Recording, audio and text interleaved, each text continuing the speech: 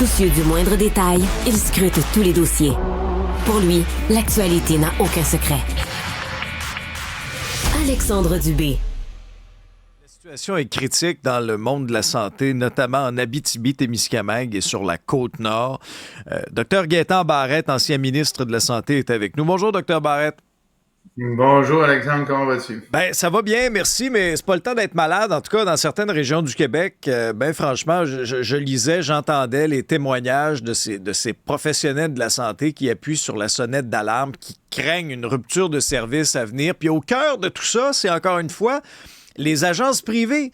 Le gouvernement Legault et son ministre de la Santé, Christian Dubé, souhaitent couper les liens, mais est-ce qu'on va réussir? Est-ce qu'on va y arriver? Quelle est votre lecture de ce qui se passe en ce moment dans certaines régions du Québec? Écoute Alexandre, je voulais t'en parler ce matin de ce sujet-là parce que c'est quasiment une tempête parfaite, là, socialement parlant. Là, on le regarde et on se dit c'est épouvantable parce que y a des patients qui sont entre deux chaises, on va les déménager, puis on se demande même s'il y a du monde qui vont pouvoir se faire soigner ou non. C'est toutes des questions qui sont vraies, mais on parle pas du fond de l'affaire. C'est ça qui m'interpelle le plus, puis c'est ça qui m'effraie le plus, parce que le fond de l'affaire, là, Alexandre, c'est une question uniquement d'offre et de demande, de marché. C'est juste ça. Tu sais, on regarde ça, là, puis là, on va reprocher au gouvernement de pas avoir bien géré les choses, puis ceci, puis cela. On va mettre la faute sur le gouvernement. Mais en réalité, là, c'est un peu notre faute à tout le monde. Je t'explique. Au moment où on se parle, là, il manque-tu de personnel au Québec? Regarde, je te le dis souvent, c'est non, la réponse. On a, là, dans le personnel, on en a. Mais, ils sont pas à bonne place, puis au bon moment. C'est ça. Ça veut dire quoi, ça? Ça veut dire que là, on vit dans une société qui a changé. Pas qui est en train de changer, mais qui a changé. Une société où nous autres, moi, toi, tout le monde, là, on est tous pareils, là.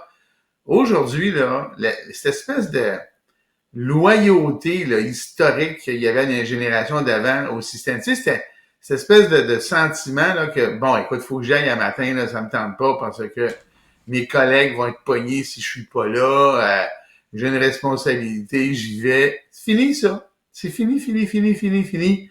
Là, c'est je gère mon horaire.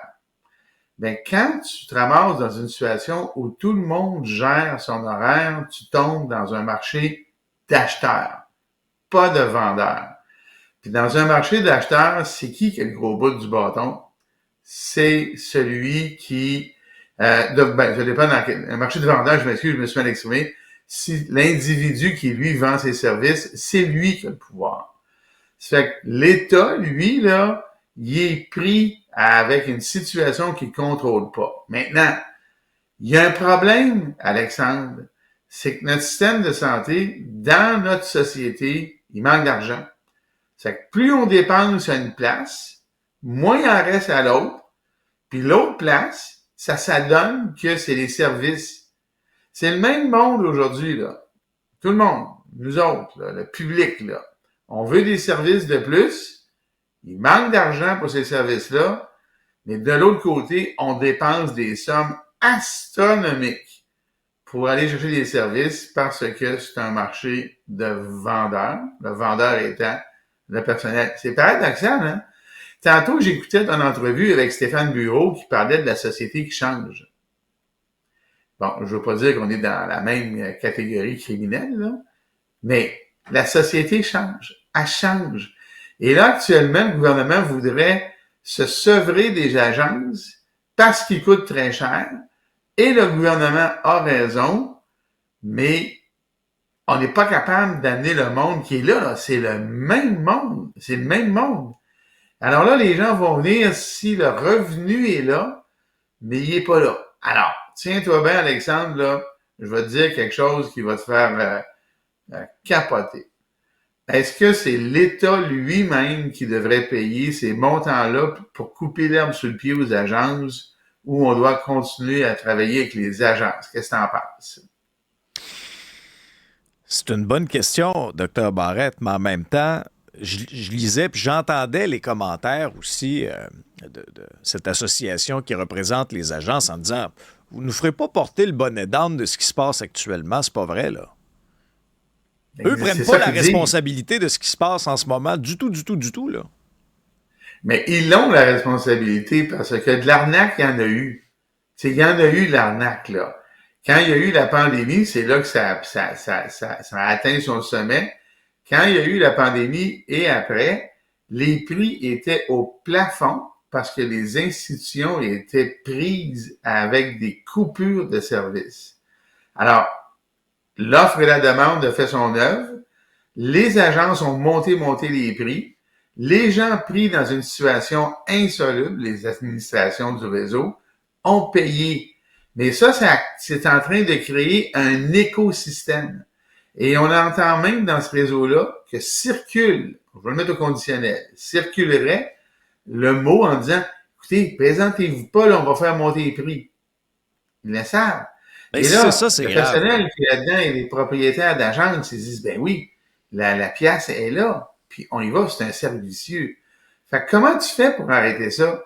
Écoute, là, je dis pas que c'est ça qu'il faut faire, là. Mais la seule façon d'arrêter ça, c'est de couper complètement, quitte à diminuer les services. Momentanément. Diminuer les services jusqu'à ce qu'il y ait bris. Mettons, on vous remet aux commandes, le Dr Barrette, là, paf, là, vous êtes de retour comme ministre de la Santé aujourd'hui. Votre première action, dans ce contexte-là, alors que c'est très fragile sur la Côte-Nord, c'est très fragile dans ma région d'origine, en Abitibi. Ouais. On sort comment de ça? Ouais. Alors là, à un moment donné, là, ça devient une question de conversation avec la population, comme on le fait ce matin, là. Ouais. À un moment donné, là, l'argent qu'on dépense dans ces agences-là, hein, ben c'est de l'argent qu'on n'a pas pour donner des services à la même population. Il faut que la population comprenne que peut-être que là, l'accouchement est difficile, mais il faut accoucher d'une nouvelle situation. Parce que là, le pouvoir est trop de l'autre bord. Et c'est plate, mais c'est comme ça. Le gouvernement, lui, là, sais-tu pourquoi il va pas offrir des majorations substantielles aux gens? Parce que dans notre monde syndical, les syndicats vont dire, comme ils le font actuellement, ben vous avez donné ces primes-là, il y avait une situation exceptionnelle, on l'avait pour tout le monde, partout, tout le temps. Ben ça, de l'autre côté, ça devient un autre travers qui est ingérable. On ne peut pas faire ça. Je vais te conter quelque chose qui remonte à il y a à peu près 30 ans.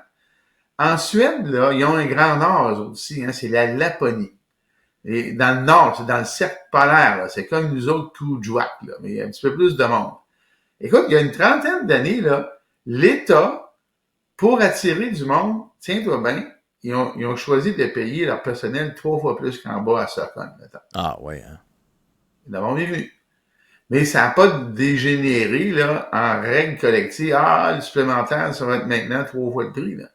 Nous autres, là, on est tout le temps dans la démesure, que ce soit dans les conventions collectives ou dans les agences. Au bout de la ligne, à un moment donné, c'est le patient, c'est le citoyen duquel on doit se préoccuper. S'il faut payer, on paye, mais il faut accepter que c'est exceptionnel. Et là, actuellement, le vrai scandale, puis c'est un scandale, il y a du personnel, mais on est pris en otage pour des questions de gestion d'horaire et de rémunération. Intéressante piste de solution. Dr Barrette, merci pour la discussion. Merci, bonne journée. Salut.